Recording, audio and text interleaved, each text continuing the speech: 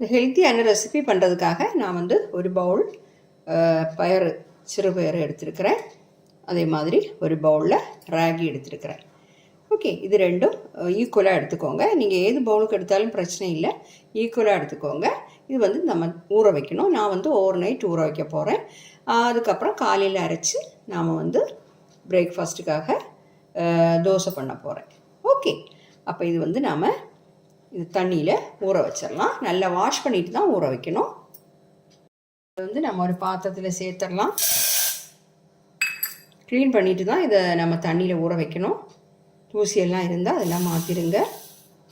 Okay, இது வந்து wash பண்ணிட்டு வந்துடுறேன்.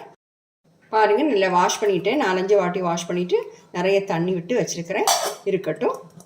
காலையில் நாம் இதை அரைச்சி தோசை பண்ணிடலாம். ஓகே, அப்போ நாம் நைட்டு ஃபுல்லாக ஊற வச்சுருந்த அந்த ராகியும் பச்சைப்பயிரும் இது வந்து இதில் தண்ணியை மாற்றிட்டு வந்துடுறேன். ஏன்னா நம்ம இது வந்து நல்லா வாஷ் பண்ணி தான் வச்சுருந்தோம். பார்த்திங்களா, நல்லா ஊறி இருக்குது. இது நாம் இனி அரைச்சி எடுத்துட வேண்டியது தான். ஒரு மிக்ஸி ஜார் எடுத்துக்கலாம். நாம் அதை மிக்ஸி ஜாரில் சேர்த்துடலாம்.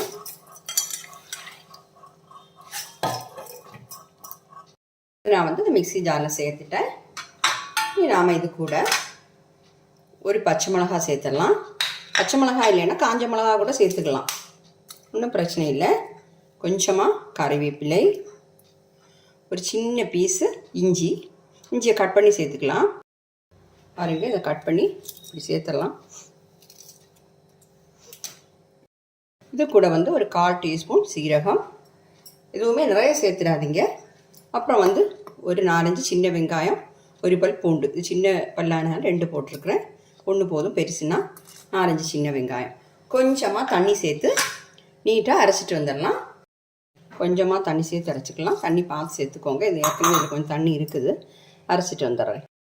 இதில் வந்து இனி ஒன்று கூட சேர்க்கணும். நம்ம என்னென்னா பெருங்காயத்தூள் சேர்க்கணும். ஒரு 1/4 டீஸ்பூன் சேர்த்துக்கோங்க. அதுவும் ஜாஸ்தி ஆகிட வேண்டாம். ஒன்றுமே ஜாஸ்தி ஆகிட வேண்டாம். கம்மியானாலும் பிரச்சனை இல்லை.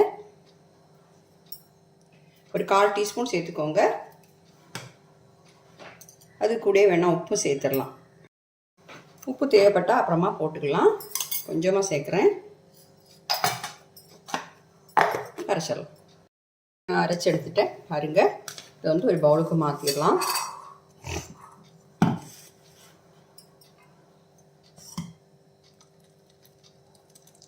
கொஞ்சம் தண்ணி வேணால் சேர்த்துக்கலாம் மிக்ஸி ஜாரில் விட்டு. அது ரொம்ப கெட்டியாக இருந்தால் நம்ம நீட்டாக அது வந்து தோசை ஊற்றுறதுக்கு முடியாது, நைஸாக ஊற்ற முடியாது. ஓகே, அப்புறம் வந்து இதை மிக்ஸ் பண்ணிக்கலாம். இப்போ சால்ட் செக் பண்ணிக்கோங்க. பாருங்கள், கொஞ்சமாக தண்ணி சேர்த்து இந்த மாதிரி கன்சிஸ்டன்சியில் வச்சுக்கோங்க. இப்போ தோசை ஊற்றிட வேண்டியது தான். இப்போ வந்து கல் காஞ்சிடுச்சு. தோசை ஊற்றிடலாம்.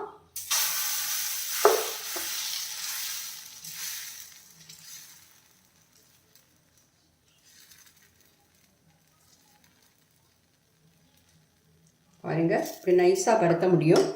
ஏன்னா நம்ம வந்து தேவைக்கு தண்ணி சேர்க்கணும் மாவில். இப்போ வந்து நான் இதில் ஒரு ஸ்பூன் இல்லைன்னா அரை ஸ்பூன், உங்களுக்கு எவ்வளோ தேவைப்படுதோ அந்த மாதிரி நெய் சேர்த்துக்கோங்க. நெய் சேர்த்தா இன்னும் இது ஹெல்த்தி ஆகிடும். நெய் வந்து உடம்புக்கு ரொம்ப நல்லது. ஒமேகா 3 எல்லாம் நிறைய கிடைக்கும், ரொம்ப நல்லது. அதே மாதிரி நம்ம ராகியும் பயரும் வந்து அதுவும் ரொம்ப நல்லது உடம்புக்கு.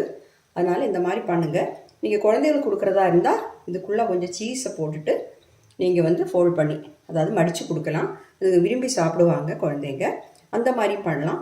இல்லைன்னா நீங்கள் என்ன பண்ணணுன்னா கொஞ்சம் கேரட்டு, வெங்காயம், அதில் நம்ம ஊத்தப்பத்துக்கு செய்வோமே அதே மாதிரி கேரட்டு வெங்காயம் பொடி பொடியாக நறுக்கி இதில் இப்படி ஸ்ப்ரெட் பண்ணி அப்படியும் செஞ்சு கொடுக்கலாம். ஓகே, ரொம்ப ஹெல்த்தியான ஒரு பிரேக்ஃபாஸ்ட்டு இல்லை டின்னருக்கும் நம்ம சாப்பிட்லாம். இது வந்து கொஞ்சம் வேகட்டும். வெந்ததுக்கப்புறம் நாம் மடித்து எடுத்துடலாம். ஓகே, உள்ளே எல்லாம் அப்படி லேசாக செவந்து வரும்.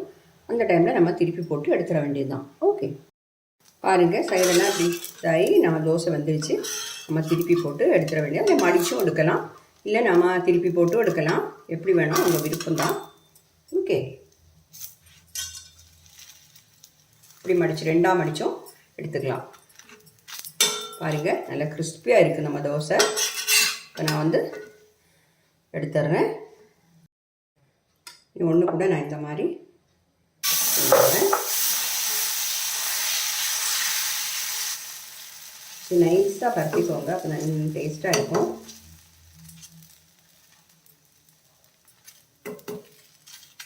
என்கிட்ட சீஸ் இல்லை, இல்லைன்னா சீஸ் வச்சு ஒன்று பண்ணியிருக்கலாம். ஞாபகம் இல்லாமல் போயிட்டு சீஸ் வாங்குறதுக்கு. பாருங்கள், திருப்பி நெய்யை விட்டு ஒன்று கூட இந்த மாதிரி பண்ணி எடுத்துக்கிறேன். இப்போ பாருங்கள், நம்ம அருமையான சிறுபயரும் ராகியும் சேர்த்த தோசை வந்து சூப்பராக கிடச்சிருக்கு. இந்த சைடெலாம் நல்லா கிறிஸ்பியாக இருக்குது. சாப்பிட்றதுக்கு ரொம்ப அருமையாக இருக்கும். ரொம்ப ஹெல்த்தியானது. ராகியோட ஹெல்த்தியாக உங்களுக்கு சொல்லி தெரிவிக்க வேண்டாம். அதே மாதிரி சிறுபயரும் அது மாதிரி தான். நம்ம சேர்த்த அந்த சீரகம் பெருங்காயத்தூள்லாம் சேர்த்தோம், அதனால் நல்ல ஒரு டேஸ்ட்டும் வாசமும் உண்டு. ஓகே, அப்போ இதுக்கு கூட உங்களுக்கு சட்னி வச்சு சாப்பிட்லாம், சாம்பார் வச்சு சாப்பிட்லாம், கார சட்னி, தேங்காய் சட்னி, எது வச்சு வேணாலும் சாப்பிட்லாம். எல்லாமே சாப்பிட்றதுக்கு நல்லா தான் இருக்கும். ஓகே, அப்போ ட்ரை பண்ணி பார்த்து உங்கள் ஃபீட்பேக்கை தெரியுங்க. தேங்க்யூ. அப்போ இந்த வீடியோ எல்லாருக்கும் பிடிச்சிருக்கும்னு நம்புகிறேன். என்னுடைய சேனல் இது வரைக்கும் நீங்கள் சப்ஸ்கிரைப் பண்ணலைன்னா தயவுபடி சப்ஸ்கிரைப் பண்ணுங்கள். லைக் பண்ணணும், ஷேர் பண்ணணும், கமெண்ட் பண்ணணும் மறந்துடாதீங்க. அடுத்து நல்ல ரெசிபிமா மீண்டும் சந்திக்கலாம். Okay, thank you.